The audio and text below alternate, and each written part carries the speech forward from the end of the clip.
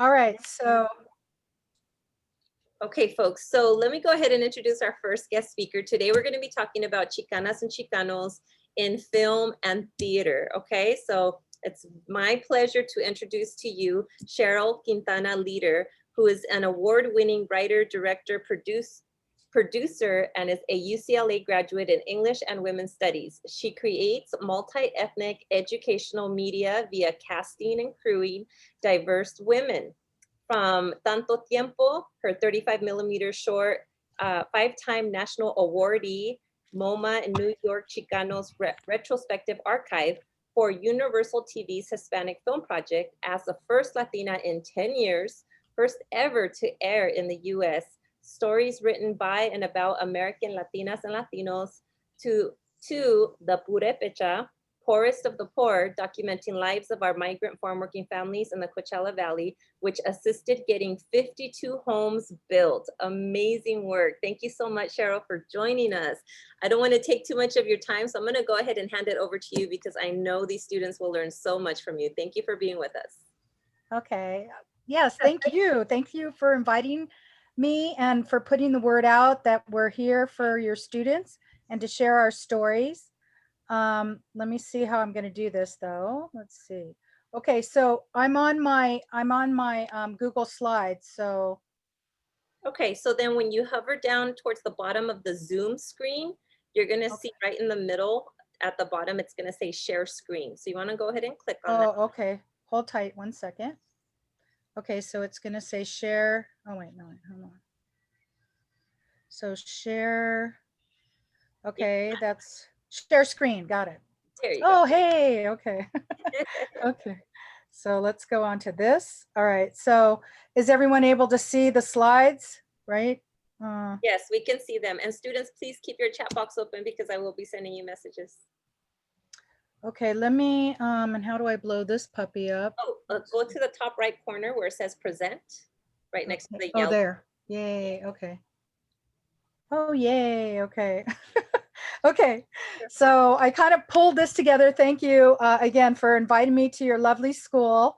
And I loved, I don't know if this is a mural there, but I found it and I thought it was so beautiful that I put it in the front of my Channel Islands, the Channel Islands. I don't know, is that a mural at the school? It is, it is. Thank Awesome. you for sharing I that. thought it was beautiful. It's like the dreamers and then the migrant farm workers and the hummingbirds, which I thought were beautiful, telling a story from the ancients down below. I loved it, the ancestors. Okay, so then, oh, I see. And then I move slide like, slide. The little arrows on the left. There you go. Wait, let me see. The little arrow next to there. Pause. Okay, yes. And then I wanted to, oopsie. No, I want to go back. Yeah, it gets a little sensitive. Oh, you know why? Because you clicked on, push the pause button. There you go. And then, yeah, go to, use those arrows. Okay. Okay, thanks. This is the first time I'm doing this. Usually I do it on video, so I don't use this. It gets hooked up into the video, but I couldn't today. But anyways, so I wanted to thank you again for inviting me. And I'm really excited about what CSU Channel Islands is doing with programs like this. And then I loved that you have Professor Valadez, Veronica, that you have this Ixectl, right? The Nahua for the pre-Columbian deity of the wind, who features in Aztec, stories, which we're going to be talking about today, because I can say today that I'm a writer, director, producer, but really I'm a storyteller. And I believe that the power for all of you all in her class is to be the writer and the image maker of our future stories, because we weren't included in those, and that's what I am today. So I love that year, and it'll come into play in a minute about why she took it off the Aztec calendar stone, right? Is that right? Yeah, it's one of the, yes, it's one of the day symbols, but it's much more than that as well. Exactly. And then you're going to see, I wasn't aware of things like this until I made my films. Okay, so Cheryl Quintana Leader. I was born in Phoenix and I grew up in Torrance. I went to South High and then UCLA, as she mentioned. And I started my own company called InDivision 2000 Productions, where we make educational media in English and Spanish for the Latino community. And we're going to go through, I'm going to take you on a little journey because you said we have 25 minutes, right, Professor? Okay. So I'm going to take you on a journey because I want to tell you this in a way that's a storytelling venture that I also found out about my own background, as well as what I'm going to be sharing with you and how I became a storyteller by writing and directing and producing film and television, okay? And educational media. So I wanted to say that my bisabuelos times 300 supposedly were from the region of Sinaloa. So essentially, there were 6 major indigenous tribes made their home in this state before the arrival of the Spanish. These tribes included the Cajita, the Pacachi, the Torami, and I'm sure I'm butchering these names because I don't speak Nawa, but Tawi, Chichime, and the Akachi, and were primarily hunter-gatherer peoples. Though most of these tribes were peaceful and lived in sacred settlements throughout the region, the Cajitas were known as notorious cannibals and fierce warriors. So I always thought, once I learned about this, that I am the fierce warrioress who is, you know, today doing what I need to do to make these stories happen, right?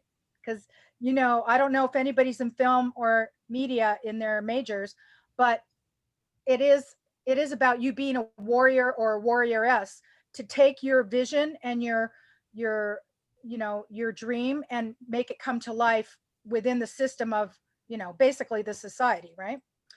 Okay, so the beginnings of my mom, and this is where I know most of her story, and this is where I kind of came of age when I decided to tell stories about her, because I was a feminist at the age of 10 and 14 when I looked at a Bible and I thought, where are the stories of women in here? And I was big on goddesses, and we only knew about Greek and Roman and Egyptian at the time, but I didn't know there were Aztecs and Mayans and Incans, you know, until after I got into college. So the stories about my mother is my ancestors from her side come from Texas, and my DNA 23andMe that I was part Navajo and Apache as well, because she didn't tell us anything. I found all this out after I became 30. So in my wanting to know why there weren't more women powerful stories in things like Bibles, I was in search of where are these powerful women, and they came from all continents, from all people, yet they were wiped out during the, you know, Christian crusades, right? So coming from Texas, I realized that there was the Mescalero Apache, which is in the region which I'm going to talk about where my mom comes from, and the Lipan.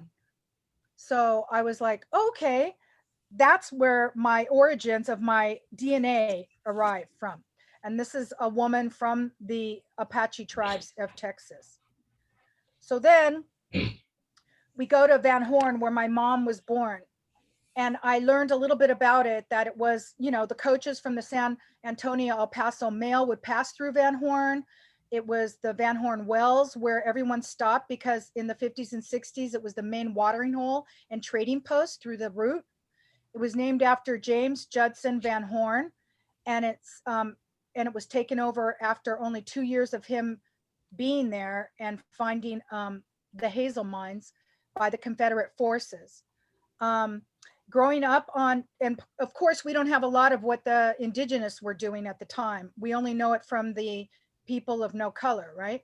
So growing up in Texas and the Pacific Railroads, the hazel mine was discovered in 1856, but was forced to be abandoned due to the Civil War and the threat of the Mescalero Apaches. Of course, they were upset because these people were coming into their land at the Guadalupe Mountains, which is the highest mountain in that region, and the Sierra Diablo Mountains of the 1870s. So they would ward off the white settlers, but you know, they still kept coming, right? So a rancher, this is what I thought was a funny story. The rancher A.S. Goins tributed Van Horn's climate with the motto, "This town is so healthy, we had to shoot a man to start a cemetery." and by Goins, who was later shot dead by his brother-in-law in a feud over a watering hole, and thereby he became the first man buried in the Van Horn Cemetery. So that was like from that side. And remember, not only are we indigenous, but of my European descent, yes, we come from Spain, we come from Europe, which is mostly Russian, German, Polish, because the Jews were there in 1616, and you'll get the story later. So those are my backgrounds from that realm. And again, you know, I find out in my DNA, I'm also African, Asian, Middle Eastern, and South Asian. So from all the different places to make the threads that make me and who I am and what I think about and what I do. Okay.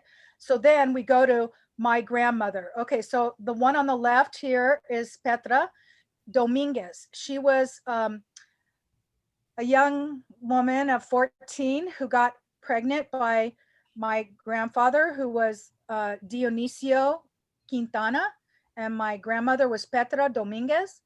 And they were in Van Horn at the time, during, I guess, it must have been the 1920s and 30s. And then my mother in the middle, she was one of 8 children. Her name is Maria de la Luz, but you'll learn later that I didn't find out her real name until I was 30, because my mother, and she's also to the right, this is when she's around 15 herself. She ends up leaving Van Horn because she grew up to signs that said no Negroes, no dogs, no Mexicans, no Jews. And she, amongst other things within the family, whether it was physical issues like abuse or sexual abuse among her sisters by a step grandfather, she left to Arizona to get away because she wanted to be somebody else and have a better life for herself. So that's my grandmother Petra, who ended up passing away from lupus. And she had asked my mother to please adopt all of her brothers and sisters for her. It was her dying wish. And my mother did go to Culberson County at 16, and she walked in to, you know, these judges that were of no color and these lawyers, and they laughed her out of the courtroom basically, because she wanted to honor her mom's last dying wish and take custody of her sisters and brothers. And they said, no, you cannot, and you're too young. And they pushed her out. So she left to Arizona. But these are the Dominguezes, which again, later I find out my mother married a Jewish man. I mean, she didn't marry him. She couldn't marry him because he was from Boston, and they said, you cannot marry a Mexican woman because she is not Jewish. And marrying a Mexican is like marrying a Black woman. You cannot do it, right? That was their sentiment from Boston, Massachusetts. And so later we come to find out that Dominguez is, with the Z, is the Jews who came to Texas in 1616. A lot of Jews that were kicked out of Spain as well changed their last name from S's to Z's.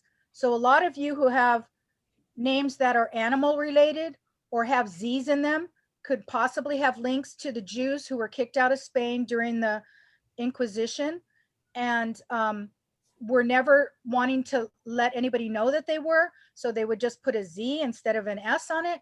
And they would, honor the holidays that they lived in, but they would have secret Sabbaths in their homes at night. And Quintana, of course, was from Bilbao, Spain.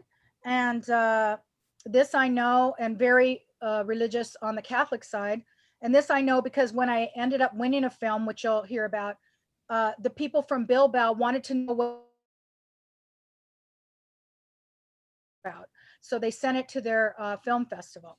But anyways, here's some of the signs they grew up to, no dogs, no Negroes, no Mexicans in stores, in businesses, and in pools, and sometimes in the educational institutions, right? That were more parochial. Okay. So, and here was more of the signs, these were books written later about you know, the rise of the Mexican American Civil Rights Movement by Cynthia Orozco. I don't know if you know about it. No Mexicans, women, or dogs. The signs, we serve whites only, no Spanish or Mexicans, which I don't know how much you know about that. And then there was the lynching of Mexicans in the Texas borderlands, and that was written by Nicholas Villanueva Jr. And to the right is my paternal grandmother on the right, and then her step husband, or her second husband, which was my mom's step grandfather. Yeah.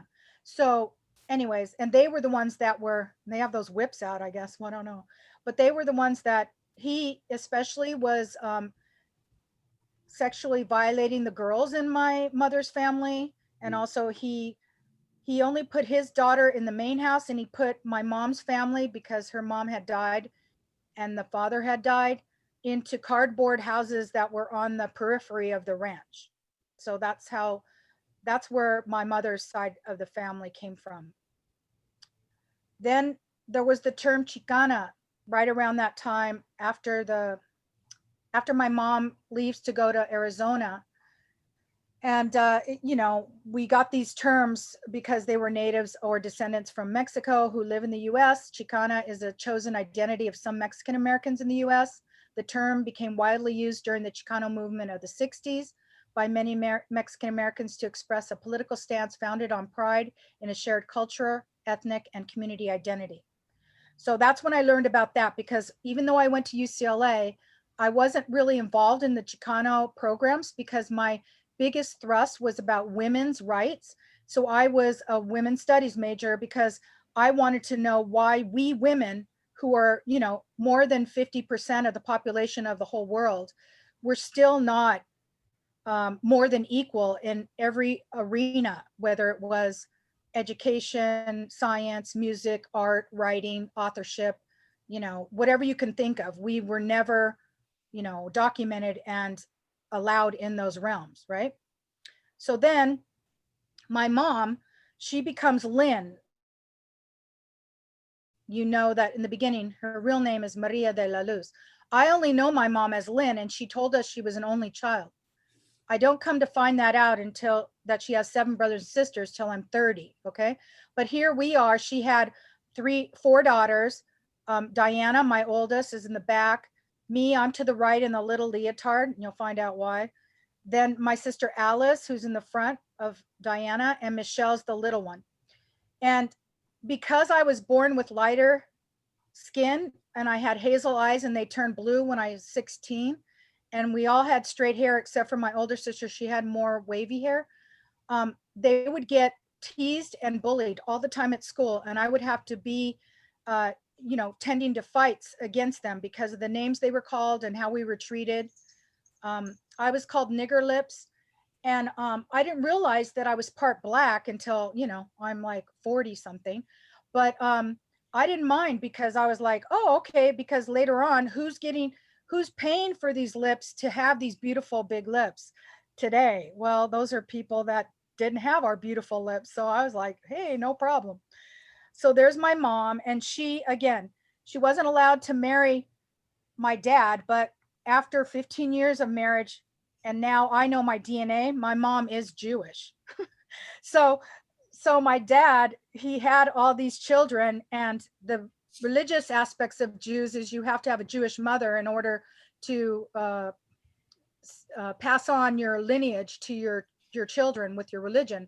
And it is that my mom is part Jewish. So um, I just find it, see, no one wants to tell you the truth of all your destinies and your journeys and your past, because with that, you have power. You have power in knowing that, yes, I'm part of all these groups and these people that have power. So, you know, we should be allowed to have that same power. Although, again, in Texas, they still were against Jews because we were the religion that didn't believe what, you know, the Spaniards and the British and the French all wanted everyone to do. Once they conquered you, this is how they had to get you to do what they wanted you to do, by first religion and then second rules and laws. Okay.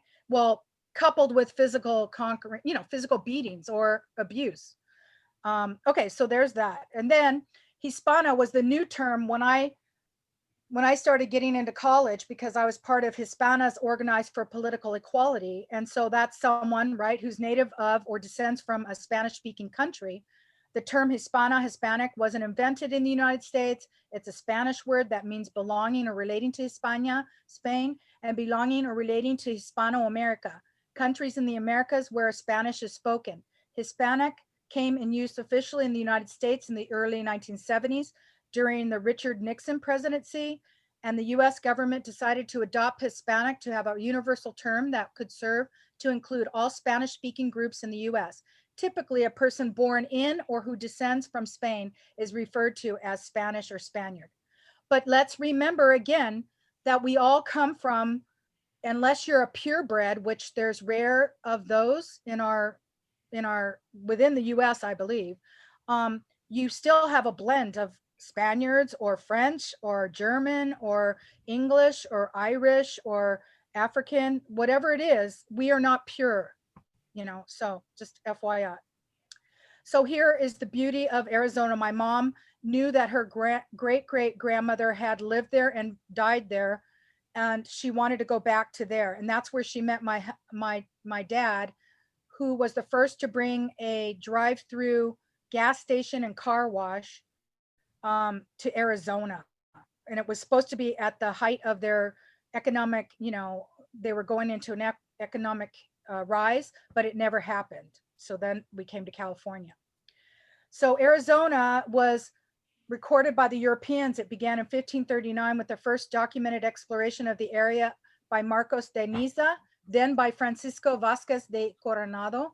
Up until this illegal immigration, I call it, Arizona was part of the state of Sonora, Mexico from 1822 with a small settled population. Arizona encompasses Spanish, Mexican, and American periods. In 1848, under the terms of Mexican cession, the United States took possession of Arizona above the Gila River after the Mexican War, which became part of the territory of New Mexico. By means of the Gaston Purchase, the United States secured the northern part of the state of Sonora, which is now Arizona south of the Gila River, in 1854. In 63, Arizona was split from the territory of New Mexico to form the Arizona Territory. The remoteness of the region was eased by the arrival of railroads in 1880. Arizona became a state in 1912, but was primarily rural with an economy based on cattle, cotton, citrus, and copper. So, and it goes off into that, and that the Pimas were the ones who had villages that gave food and provided relief for the settlers that were coming in. So then we go into this where, again, Maricopa was where I was born in Phoenix, and it shows Gila next to it. And these were some of the women and their tribe and the Pimas below that they wore, their tribal. And then, of course, I find out I'm Navajo and Apache. So, they built a series of forts to encourage the natives to stay in their territory and to act as a buffer from the settlers coming through the gold rush in California. And there was defiance. And then the Colonel Sumner from Fort Sumner created a military presence with the Dene, which I found out I'm a little Dene. As small skirmishes were common between raiding Navajo and counter-raiding citizens. 1,000 Navajo warriors attacked the fort and were beaten off. So Fort Apache becomes the Indian reservation for the soldiers of the 1st and 21st Infantries. And then they come in, and basically the pueblos in Arizona were relatively peaceful through the Navajo and Apache wars. However, in June of 1891, the Army had to bring in troops to stop the Orobi from preventing a school being built in their mesa. So there was a lot of, again, indigenous people who, again, come from the Mexico side rising up, and some came from Asia, were going down, Okay, so there's some of the beauty. I just want to give you a time check. You just have a few more minutes left, so we can Okay. have a quick Q&A before our next speaker. Okay, so this is the women's suffrage. Oh, I thought you said we had 45. Okay, all That's right. So the women's suffrage was granted the first time in Arizona. We were among the 10 to give it to women. And then, let's see, the 60s and 70s, it's where the Republicans came in and demolished the Sun Belt. So here's me when I was born in the 60s in Arizona, and just showing the, going through my timetables of being in Arizona, and then what the terms were changing again from Latina to, Hispana, Latina, and now Latinx, which you all know about. And then here's me dressing up as an artist. I didn't know I was going to be an artist because I was studying to be a heart surgeon or an eye surgeon. And then I was into goddesses, as I told you, and I had the opportunity to be a Spartan, who was the mascot of my high school. And I had no idea that I'd be into goddesses. Hold on. So then I was on the gymnastics team, and I'm very big on, this is Sedona, Arizona, and big on just storytelling from all angles, right? And basically that storytelling is embellishments and improvisations and narratives, talking about our cultural and educational and instilling moral values as a storyteller. So here I am at Pearl Harbor, UCLA gymnastics, where I was a walk-on, and did many things based on my athletic journeys.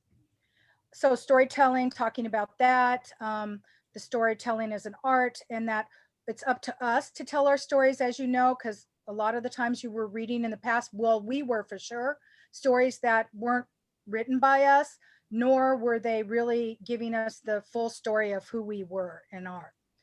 I write to keep in contact with our ancestors and to spread truth to people. And writers, we preserve the culture and pass on the culture. So it's important, if you have any passion toward that, to do that. And today's society, you have so many opportunities to do it digitally, through TV to film and also books, right? So it's your world to shape it, or someone else will rewrite the story. This is when I graduated high school, the first ever in my family on both sides to graduate high school, and the first to ever graduate college as well at Chancellor's Marshall at UCLA. So if we own the story, then we can write the ending. And what Clarissa Pinkola Estes says that I always love, I hope you will go out and let stories happen to you, and that you will work them, water them with your blood and tears and laughter till they bloom, until you yourself bloom, burst into bloom. And so your life is your story, write well, ed, and often. Our stories bring us together. And then I journeyed out to the goddesses of the fourth sun. This is the fifth sun, about what happened in the Aztec Empire. And I went and I was asked to write a short film in 3 days. And it was for a program that Universal was having. And I wrote Tanto Tiempo in 3 days. And I loved the story of the goddess of the fourth sun. She's the only woman that's head of this Aztec calendar stone. And she was given the job because Quetzalcoatl had to pick somebody. And if he picked another man, they would be jealous of each other. So he chose one of the beautiful goddesses because he knew the men wouldn't be jealous. And he chose her, but the one god that was still jealous was Tezcatlipoca, the black god of night. And he kept taunting and teasing her until one day he whispered her in her ear and he says, you didn't get this job because you're qualified. You got this job because you're beautiful. And she was so indignant and so hurt by that, she just started crying uncontrollably. And that was the floods, and that ended her reign in the fourth sun, which is right here on the calendar, till they went to the fifth sun. And that I used to align with my story of my mom, that my mom was beautiful enough to have children with, but she wasn't beautiful enough to share her culture and her language with the world, so anyway, so Tanto Tiempo was made. I made it in 3 days. I prepped it in 5 weeks. I shot it in 5 days, and we had 12 actors, 20 extras, and 12 locations. And it won 5 national awards. It was inducted into the Museum of Modern Art in New York to their Chicano Retrospective Archives. And I traveled for a year to talk about being mixed race in America and how people were feeling that they didn't fit in. And, so that's what happened with that. So it's off the Aztec calendar, Chachutliku, and there she is. And then the water sun, and you did the wind, so I loved it. And so there's the film, and it won. And then I was the first to ever have it air in the US with Eddie Olmos hosting, about writers and directors and producers who wrote their own stories about themselves and their community. And then it was by them and about them. So, and there's my mom up there. I put her in my movie, so she's right there. And that's Mandy Alvala. She's one of the winner of the American Idols. And so, you know, we just did that. And then I went on to start my own company. Why? Because nobody was hiring Latinos to direct or produce or even star in a lot of things. So we did stuff for Dove, educating on women on negotiation, advocacy, public speaking, negotiation, and financial literacy. We did Healthy Babies for the Latino community on prenatal health care. Under the Mayan Moon was honoring women who were in businesses that had done amazing things. You know, human rights, we did Healthy Homes, which educated fifth graders on environmental health safeties at home. So we did a lot of things. We did the Hillary campaign to pass along her environmental, all of her, her, whatever, her, oh my God, her stuff that she uses to get elected, that kind of thing. Anyway, so, you know, I just went and found what I wanted to make for my community because it wasn't, nobody was doing it. So we had to do it, and we would make it very filmic. We would have stories about Latinas who could relate to other stories of Latinas. And then we did the Purepecha because I read an article in the Times about how they were treated in the Coachella Valley.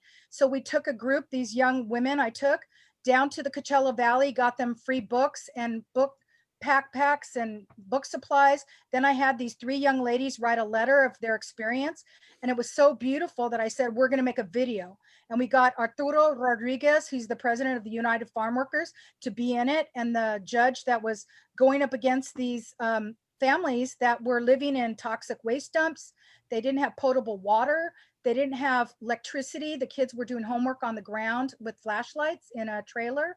So that's what we did. And we took it not only to, you know, just the Purepecha people, but we invited all the people from the utility companies, from the judge, from the religious groups, the church, and we showed them this film. And then I took these women, we got them free flights to Georgetown University and the Congresswoman, and also to the Department of Labor, which was Hilda Solis at the time, but then they have Gabriela Lemus, and we had them see the video because no one knew what was going on.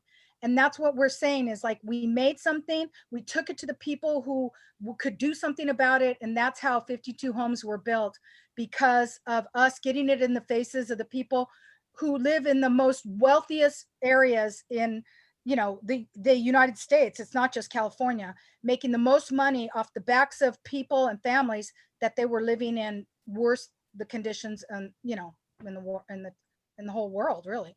So then going on to Latinas in Hollywood, I'm sure my time's up, but basically, you know, you can look at all these statistics that, you know, and again, we do the Hollywood Diversity Report out of UCLA with Chon Noriaga. So you can look at that and find out all the numbers of how we're not in it. So I didn't wait for those numbers to change. I just did it on my own with my own company. And now we're going to get ready to launch a sci-fi of Latina superheroines that we got donated a 100K package from Ari Alexa Panavision. And we got the locations donated from LA Center Studios, and the mayor gets a $50 filming permit, because I think we should make our projects in the manner in which the professionals are made. So that's what we did. So this is about movies, credits, and writing, and the Chicanos directive, which is out there right now, which is harboring anybody who wants to do directing or cinematography. So I was letting you know about that. And then, so they're listed here. So I'll just put them up here. And then the final closing is that and then there's resources of all the women who had done films before me. The only woman I met was Sylvia Morales, who had done Chicana after I won the Hispanic Film Project. But I had a lot of kickback from Latinas who grew up in Boyle Heights and Whittier and East Los, who I didn't speak fluent Spanish because I had a mother who didn't want to speak Spanish to us, or even tell us that she came from, you know, these families and had a different name, right? And so, but I was part of organizations where they were. And of my friends that weren't of color, they said, oh, Hispanic, oh, you should take advantage. We didn't know you were Mexican. You should take advantage of it. Like, they thought I should just use my mother's heritage to take advantage of these opportunities that Universal was having. And then the other side was like, you're not Latina, you didn't grow up in my neighborhood and you don't speak the language. So those were the things that I had. And then I met with a professor from University of Rutgers, and she says, Cheryl, you're what they call a bridger. You'll be able to open doors for others that can't get through just based on what they look like, their name, their skin, whatever. But you can come through those doors. And she made this motion of pulling a rope through the door, like rope by rope. And that's what I do with all of my projects over 20 years. I've only hired diverse women in front of and behind the camera. And even the project we're going to launch, hopefully out of Stars, is all Latina women from across the spectrum. It doesn't mean just Mexican. It means Puerto Rican, Cuban, Argentinian, whatever. Okay. So, and then that's just me. Like, I love to celebrate and do journeys of discovery and really make yourself, if you see it, then you can be it. And if you don't see it, you have to create it in order to walk into it, because all the people behind us are going to need it or need you to do that. So that's what I do. And this is all my information. I'm here if you ever need me, for advice or want to know how we do what we do. That's my information. Indivision2020@gmail. My website is www.indivision2020.com. We're on Facebook at Indivision2020. I'm also at Quintana Leader, and that's my phone number. I'm always open to help everyone.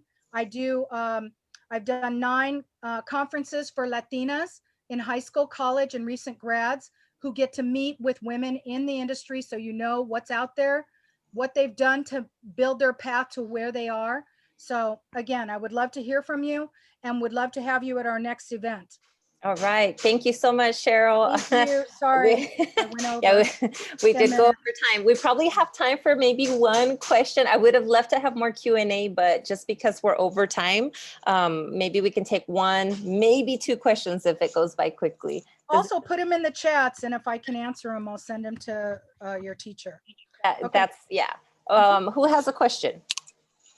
I just wanted to say, like, how you were talking about, like, people of color that are like mixed breeds. I understand, like, I really felt what you said, like, we're the bridgers for other people. Like, that's something that I've taken in consideration as well. Like, I really didn't think about that for a while until, like, actual people are saying about that.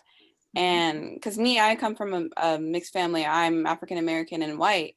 And some people see me as, oh, the color girl, or some people see me as the mixed girl. She has more of a chance, and I feel like I shouldn't just have a chance. I should give a chance to everybody else. And I think what you're doing is just phenomenal and amazing. Thank you. Doing that for other people. And I feel like that's what other people should be doing, the same thing, not just thinking for themselves and how I can catch up or I can be better and I can do this, but you should be taking your whole team with you. And I think that was just amazing. Exactly. Is this Taya? Is this Taya? Yes, this is she. Okay, thanks, Taya. I'll look you up. Hopefully we can touch base. Yes, I love that. You're my people. And again, a lot of people are blends. They're just not, recognizing them, honoring it, valuing it, and then putting it out there, Yeah, very good point. So I'm going to invite you, Cheryl, to go ahead and stay with us and just keep your chat open. And then for those of you who didn't get a chance to ask questions right now, please just go ahead and ask the questions on the chat, and then Cheryl can answer them there. And then I'm just going to ask you also to unshare your screen. Okay. So I do that where? I'm sorry. Hover your mouse over the bottom, and then the share screen button will come up again for you to unshare. Or actually, share? No, I'm sorry. I think it's probably at the top. Yeah, I saw it at the top. Okay, so it says new share though. Do we just, pause share. I see. Pause share. It should say stop share. Oh, stop share. There it is. Okay, there we go. There.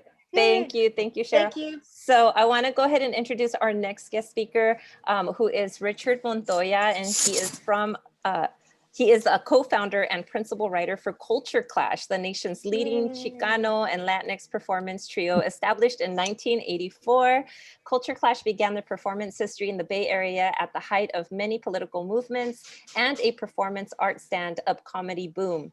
Born in an art gallery in San Francisco's Mission District under the direction of curator and social justice warrior Rene Yanes. With Culture Clash, Montoya has appeared on the BRT stage with Culture Clash in America and Zorro in Hell, both directed by Tony Taccone, and more recently, CC Still in America, directed by Lisa Peterson. As a solo playwright, he wrote Anthems, Water and Power, which in 2007, LA Drama Critics Circle Award, Palestine, New Mexico, and American Night for the Oregon Shakespeare Festival. His potent collaboration with Camposanto family and comrade Sean San Jose has led to a trilogy of plays, The River, Nogales, and Translating Selena, all produced by the amazing Joan Osato, a filmmaker and screenwriter of several films, including Almaraz, Playing with Fire. Currently on Netflix, Montoya is an alumni of the Sundance Institute Director and Writers Labs and is an Annenberg Film Fellow.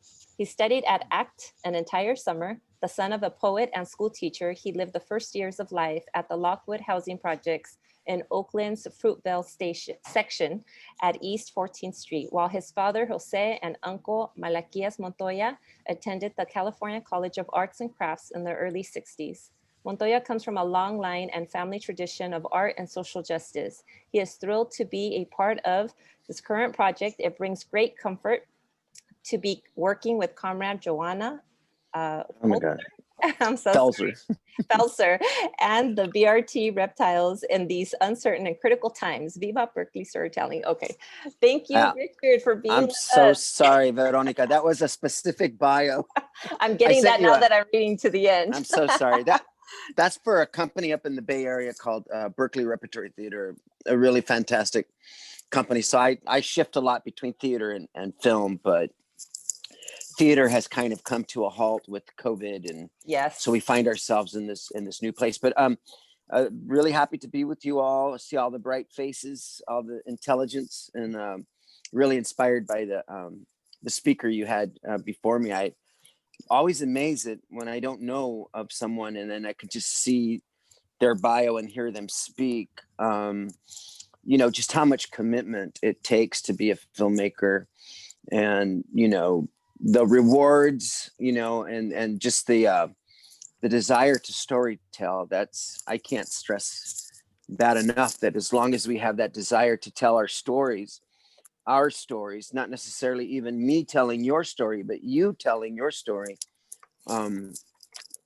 that's the challenge, before us. And always happy to meet folks and talk and give each other that energy that we need. I'm just getting energy off all your students, Yeah. I see them all there.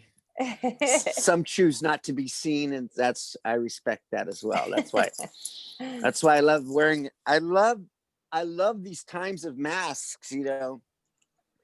I went to Chiapas at the height of the Zapatista rebellion, and that's where I first saw entire communities in masks and understood that it was tied to their survival, and that was central to their belief in life of autonomy, to stand alone, to have your own voice.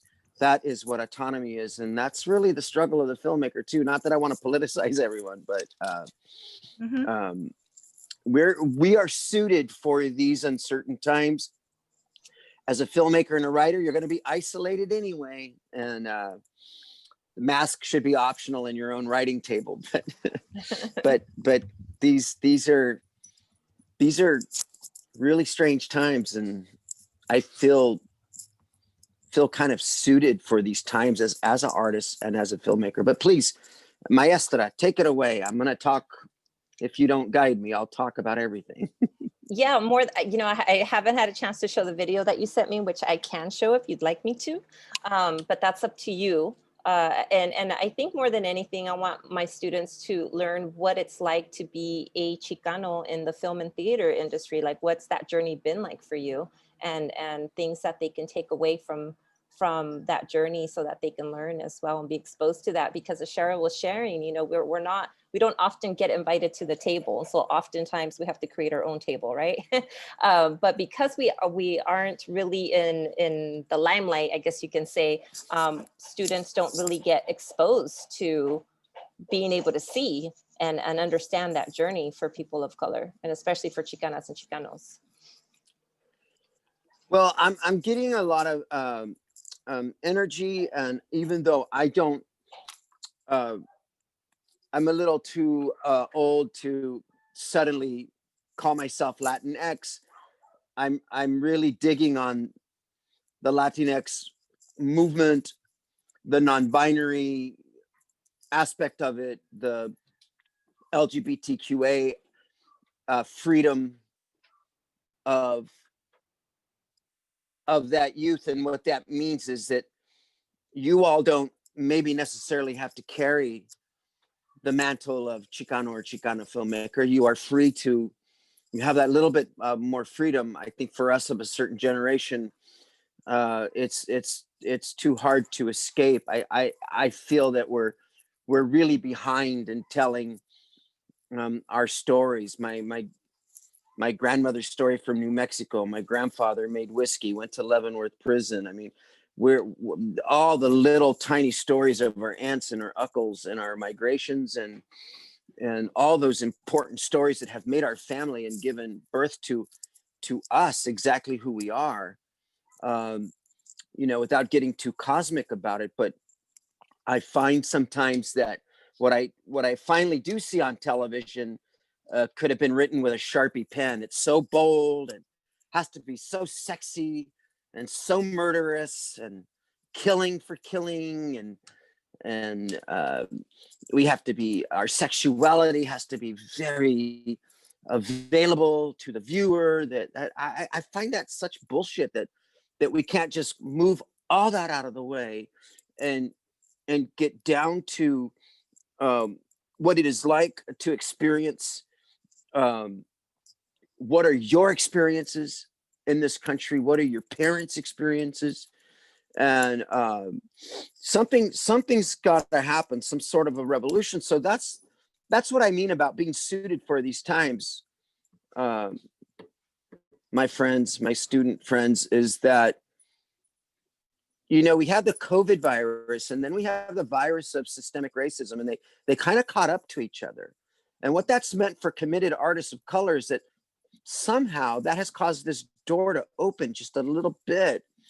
And it's, whether you call it Time's Up or Hollywood Too White or Black Lives Matter, whatever the case may be, that there's a window open right now. And for Culture Clash, who has been 35 years doing theater, this moment has meant that we have literally turned to our iPhones to make films and to put those films together. And I think that same opportunity is not only there for you, but it might be even a little bit more for you, because everyone's always looking for young experiences and young voices. We're old Chicano dogs. We can't change our tune yet, or now we can't change our tune, but I'm excited about all the possibilities for you all.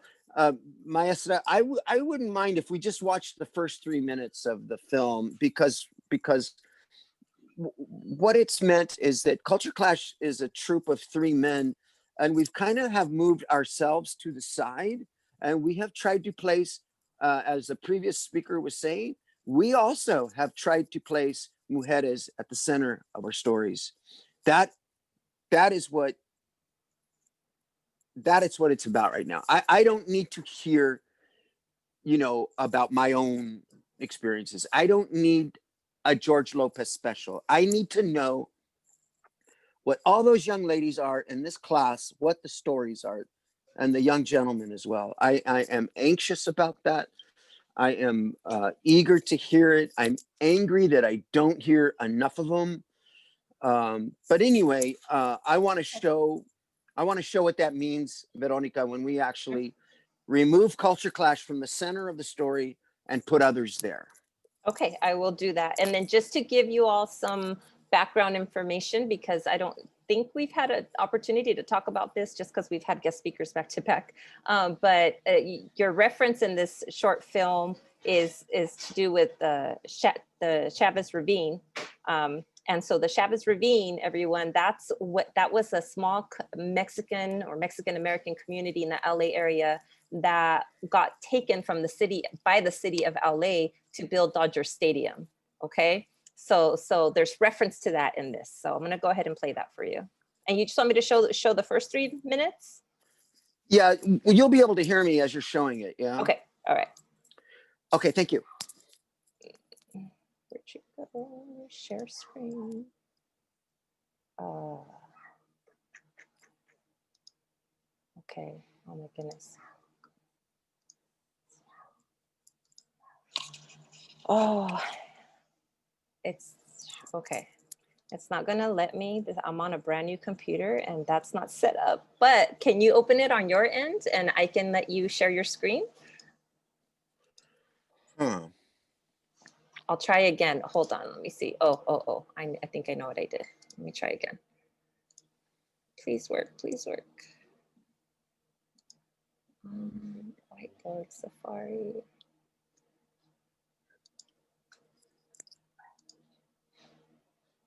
Yeah, it's not letting me right now. I don't have it set up. How would I do that on my end, you think? Okay, are you on a computer or on a phone? Oh, you're on a phone. I'm on a phone, sadly. I don't know if your phone lets you, if there are any tabs or any 3 little button dots or anything, try to click on anything that might give you some options, and there might be a share screen, but you have to have that already like ready to go in the background. I don't know why it's not letting me do that.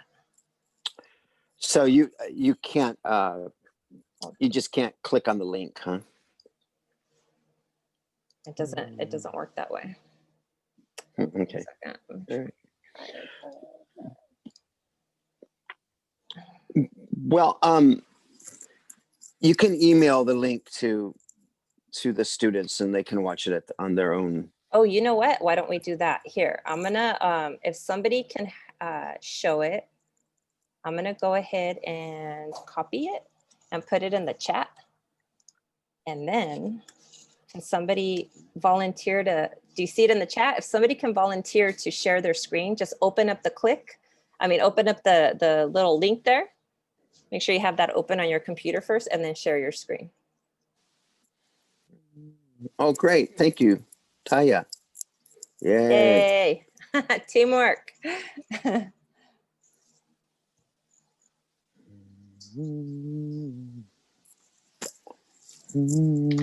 Yes, Taya, you have the option. My laptop kind of like is dying on me. So I have this new computer that I set up, but I'm still learning how to use it. So I apologize. Ah. Yay. Okay.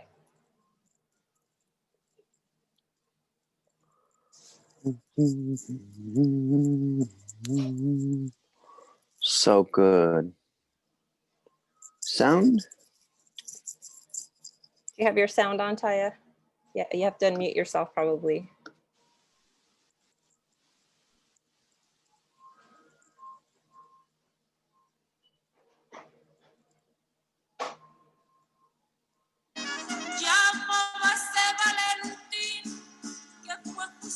Let me hear it.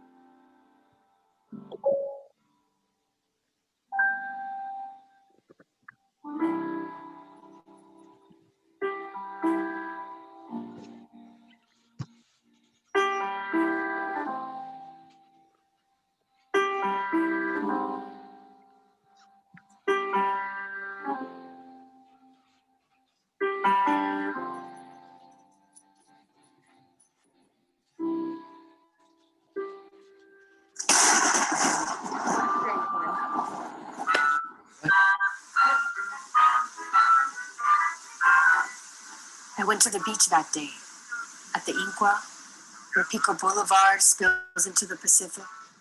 I met some of the Jewish kids from the workmen's circle there. We laughed and carried on all day. Next thing I knew, I woke up in the garage under the women's jail in Lincoln Heights. Now, what's a nice Mex kid like you doing so far from the ravine? Making trouble with those Reds down at the Union Hall, I'll wager. You know, it'd be a shame for a little kitty like you to go lost, or they'd find parts of you in La Loma, another part of you in Bishop, and that pretty little head in Palo Verde. Let's go back up to the top.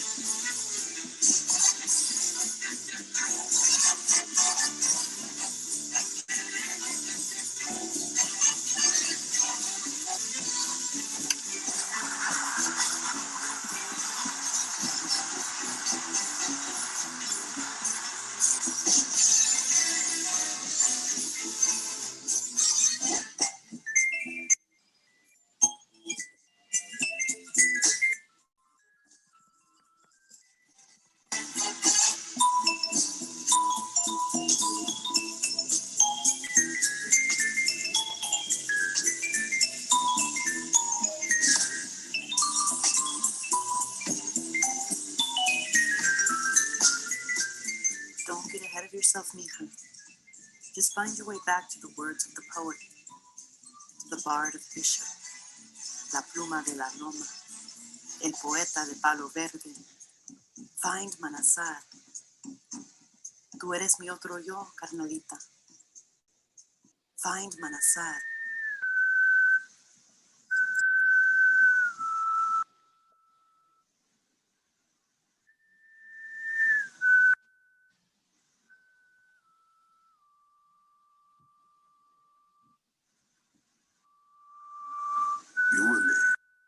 It's Manasar. I'm a poet who grew up aquí in the Bishop, and I died not too long ago. Spread my ashes all through these hills here. Now I want to talk about this picture right here. I see uncles, primas. I see my sister. Mira, there's Joe Guerra and his brother Johnny. See that morenito kid right there in the middle? That's me with my carnal. They used to call me Noño. If you look really close at the photo, some of the señoras are wearing army hats. On the hats are little stars. Those little stars are for their sons and daughters who are away, allá, over there, serving their country. Some of the vatos never made it back. My neighbors were Italian, Slavs, Russians, some Germans, but for the most part, era puro. Okay, that's good, you guys. Puro frijol. And on holidays and Thank you, Taya.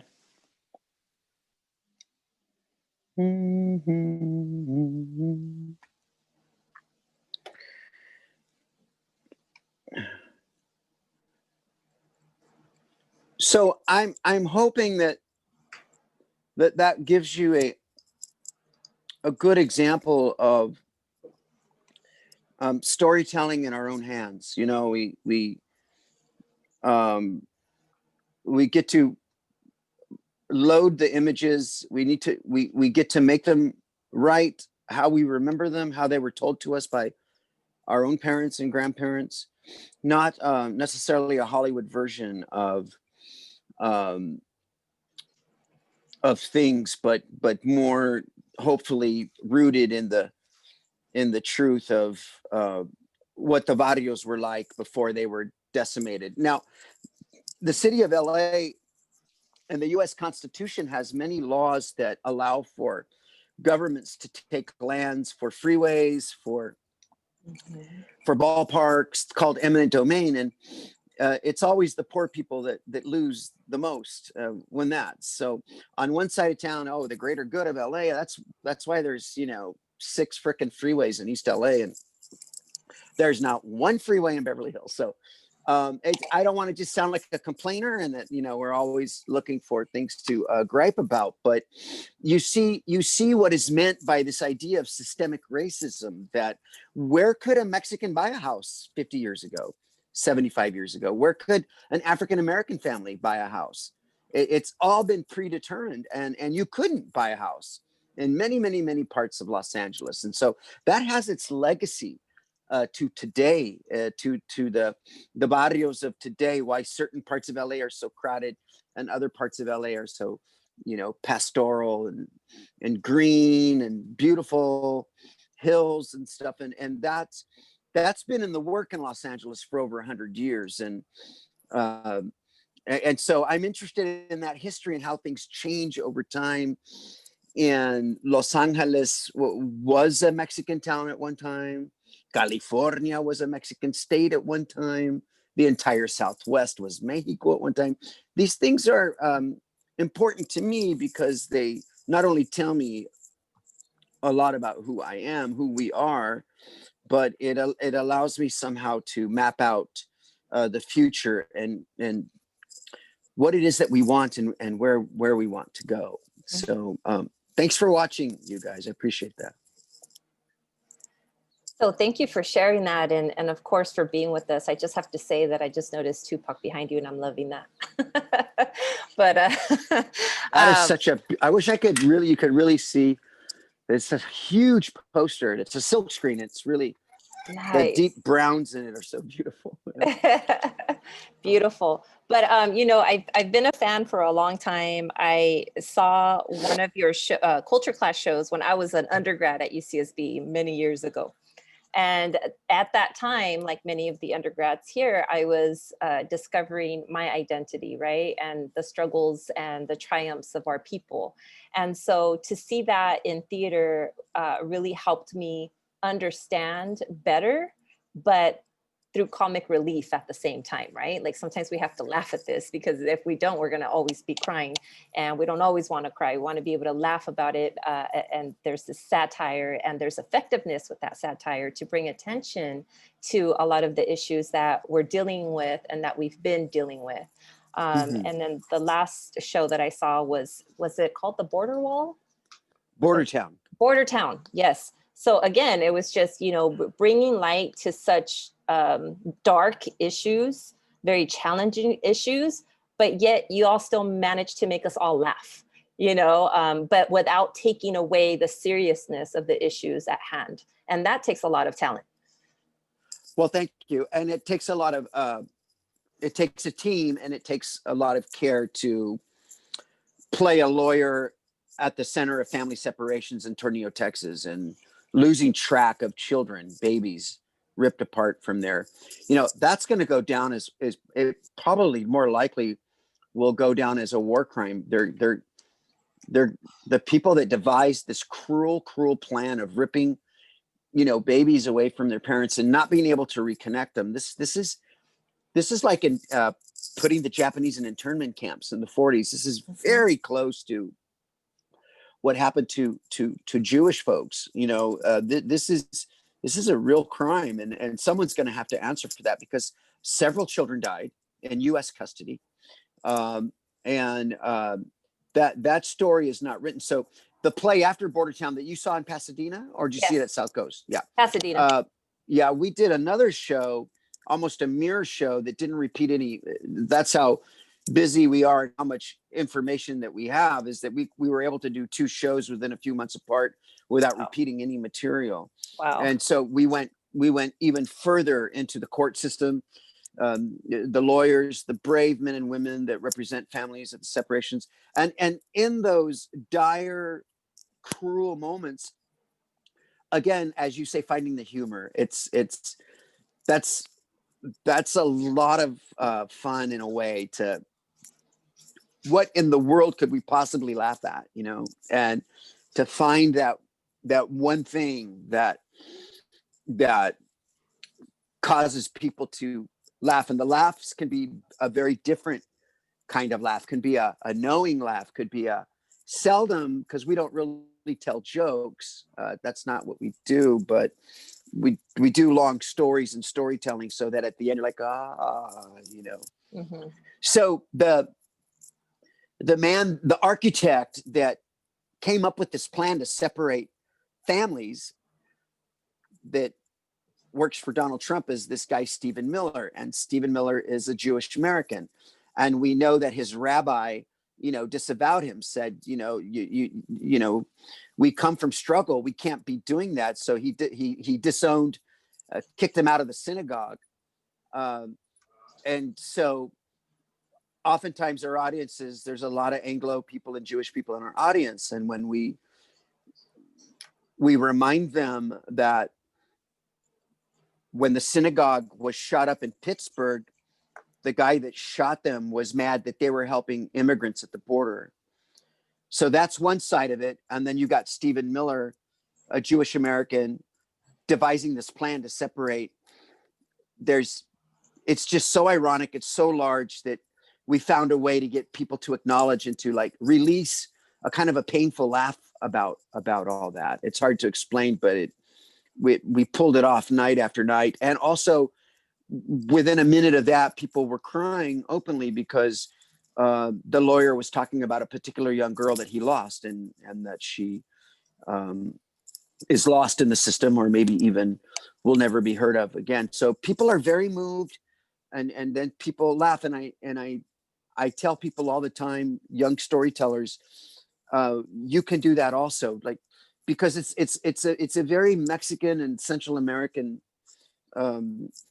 it's a very Chicano thing that we, you know, we bust each other's chops, and then, you know, then we're yelling, and then we're loving, and then we're laughing. And we have that ability in us to be very serious, and then to, well, Day of the Dead, you know, people find humor in the calaveras and the calacas. Well, what culture in the world finds humor in skeletons? We do.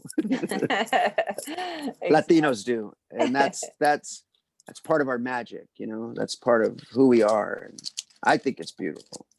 I agree with you, and it is part of our magic. And we have a few minutes, 3 minutes left exactly. So students, this is your opportunity. Don't let it slip away from you. Ask questions. What do y'all have to say? I love it.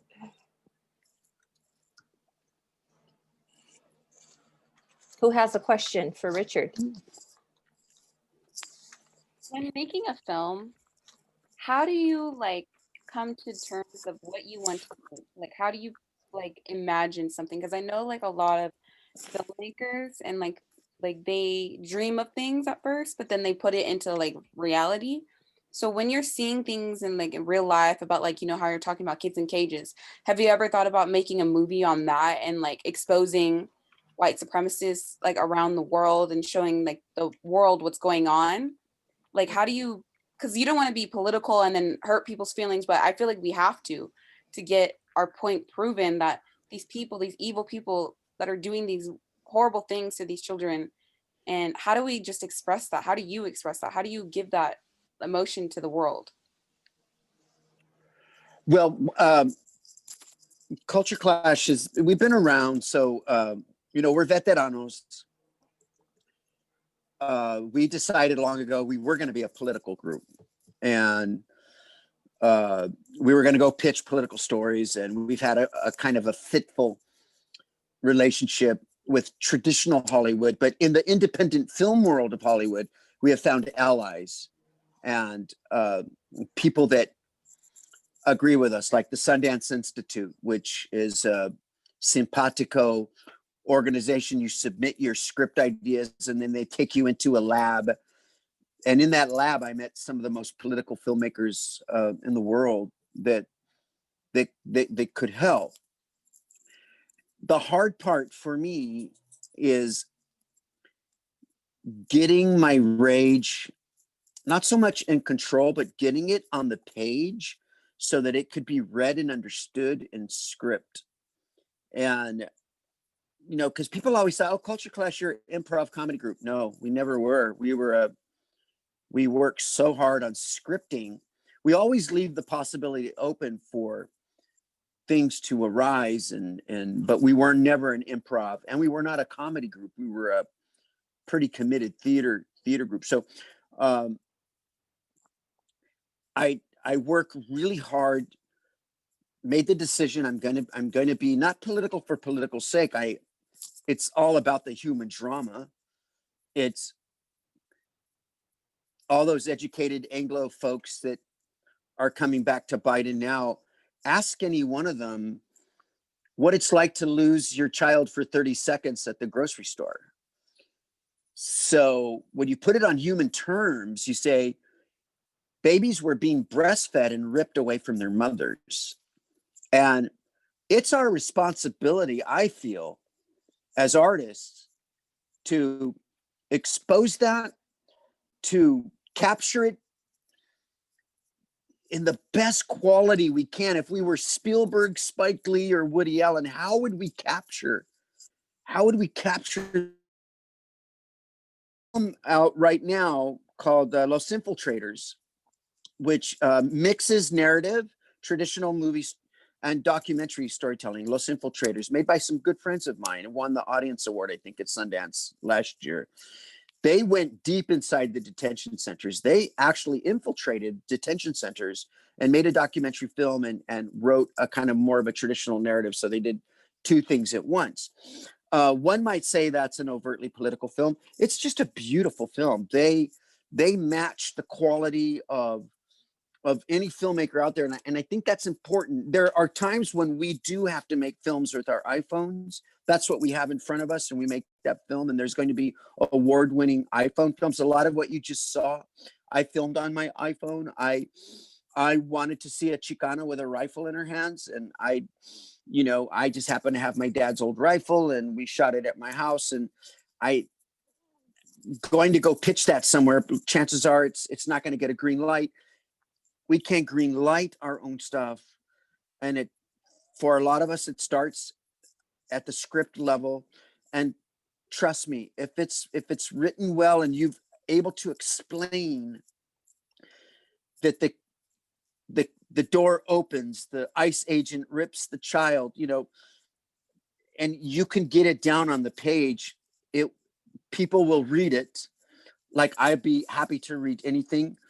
I believe, was it Cheryl before me, Miss Leader? She's also suggested very beautifully that she's at your disposal. We can actually get people to read your thing. But if you make that commitment to get it on the page, don't worry so much about the film language of cut to, exterior, the day, just write your heart. That's what I'm doing right now with finishing up this Chavez Ravine stuff. Like, what you just saw is about white supremacy, but in the 40s. And it talks about the roots of it and who suffered at the hands of white supremacy of the 40s, when it was more overt. It was more brutal, actually. It's a lot more, except for the right-wing militia groups now, it's a little bit more nuanced now, actually. It was a little bit more overt in the 40s and the 50s. But I want Chavez Ravine to be very hard-hitting. I want it to be very unapologetic, very Chicano, very Chicana. And I also want it to be very excellent. I want people to watch it, say, that's a beautiful piece of filmmaking. Because if we do that, they're going to feel it. They're going to feel it. There's no way to get out of it, and so I hope that I've answered your questions. I want the professor to share my email with you so we can follow up. I'm pretty sure there's a better answer, a shorter answer to your excellent question. But my father was a poet, and I constantly keep his poetry books nearby for the same reason I keep Tupac up high, because whether it be a song or a poem that is excellent, I have to read it and remind myself what is amazing storytelling. And I find that in great films. I find that in certain poems and certain books. And there's a couple of, I'm not a super hip hop aficionado, but there are, in the body of work of Tupac, there are a few that are just very masterful, as there are with the women artists that I love as well. Do we have time for one more question? Possibly a super quick one. I do have Super a super quick one. I did see a question. Azucena, do you want to ask your question? Because you did type it here, but go for it. Sure. And Yeah, I just wanted to know, have you faced any struggles being a filmmaker that focuses on political issues, such as exposing the racism and inequalities? Well, yeah, I think we have. I think we have paid the price. We accepted that was going to happen. Eventually, our stories will be heard. Like sister leader before me, we're committed to the long haul. Good stories will be found. We want them to happen so that you don't go through 30 years. I don't think you have to do 30 years of theater. I did, but you don't. I don't want you to. I want it. I want things to come. You're going to have to do all the work still. You're in classes now. That's awesome. Your teacher's exposing you, your professor's exposing you to great things. But your generation has got to make this happen a little bit more. It should not take another 20 years. And that's the part that can really make you angry sometimes. And why can't they just see it? We just want to tell our stories. I have a lot of stories in me that don't really necessarily have to do with politics for politics' sakes. But you see, every time I want to tell a story about my family or something, stories that have not been told, the person I'm pitching to usually is like, well, our Latin audience, doesn't want to be reminded of struggle, and everybody wants to escape. And do you have something, really kind of happy? And do you have something a little bit more sexually overt? Or are there any guns? Do you have any car chases? And I'm being a little simplistic here, but I've actually heard those comments. There's too much dialogue. There's too much, this story is just too, and what they're saying is the story is just too Chicano. It's too Mexican. It's just too, we're looking for something, and the frustrating part is that, a lot of my friends that are working in film and TV, I guess their agents, someone has told them, like, don't say anything about Trump. Don't say anything about immigration. Don't, you're going to be in Mario Lopez Christmas movie. And I've learned not to criticize all that stuff. Like, just let that be, I'm working on something that is for the long haul, something that I want you to recognize, something I want you to enjoy. And there's little victories out there, ladies and gentlemen. There's little victories and good stuff happening all over. It's just taking us a little bit more time to get that door open. And I think part of what it is our language, that the Black experience is very intertwined with American culture. They paid a terrible price. African-American brothers and sisters have paid that price. And then when it comes to us, we're not at the point yet where we're being that bold. We're still kind of treading very lightly. And like I say, writing stories with Sharpie pens I want us to get to the nuance of life, meaning what's under here, then what's under here, what's under here, what's under there, what's under there, and to tell those really beautiful stories. And so yes, the struggle continues, but I'll tell you, Dolores Huerta and Cesar Chavez, they still are our greatest leaders. And I've had them tell me directly, it doesn't matter when you get there. It just matters that you do get there, meaning you can be the long distance runner. It's going to take us a little bit longer. Just embrace that. But when you do finally get there, hopefully the road is a little bit more paved for you all. and you're going to get that chance to tell your beautiful stories. I love that. And so remember, students, what we've been talking about, how important it is to be unapologetic and just use your voices. It is so important. And we don't need to tiptoe around any of our experiences. This is who we are as a people and as individuals. And you just need to share that story, however you do it, but do it. But do it, okay? So I love it. Thank you. I cannot thank you enough, Richard and Cheryl. Thank you so much for all of the years and all of the work that you have done for our communities, because you are thinking of our community first, you know, and building so that the younger generations don't have to struggle as much. And I appreciate both of you very much for being here with us and sharing your stories with us. We do have another class at 4:30. If you can join us, let us know, Richard. I know that you're tight on time, but let me know so that we can carve out that time for you. But everyone, if you want to go ahead and unmute yourselves and say your goodbyes and your thank yous. Nice to meet you, Cheryl. Thank you. Thank Thank you, Profe. Thank Hey, you. Richard. Thank Good to Thank see you. Thank you. Yes, Richard. I've met you before a long time ago.